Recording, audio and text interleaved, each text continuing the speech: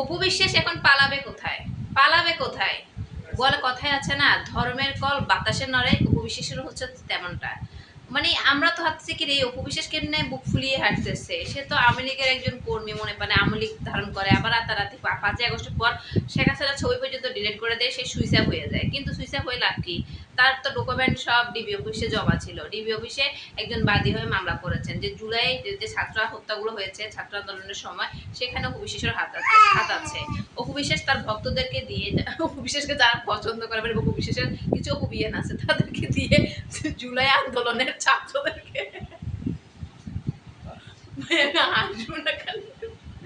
বুঝতেছি না, জুলাই আন্দোলনের ছাত্রদের কথা করেছে অপু বিশ্বাস, নুসরাত ফারিয়া, জায়েদ খান, সাইমন, সুহানা সাবা, সুবর্ণা মুস্তফা, সুমি কাইসার, মোটামুটি সবাই মোটামুটি থানা পর্যন্ত গেছে, কিন্তু অভিশেষ যায় না। এবার অভিশেষ পালাবে কোথায়? তার নামে গ্রেপ্তারি পরোয়ানা জারি হয়েছে, তাকে এখন গ্রেপ্তার করার জন্য পুলিশ খুঁজতেছে। এখন কথা হচ্ছে অভিশ্বাস কেন এটা করাইল, অভিশ্বাসের ভক্তরা কেন অভিশ্বাসের কথা শুনে জুলাই আন্দোলনের সময় ছাত্র হত্যা করতে গেছে বাইরে পাই।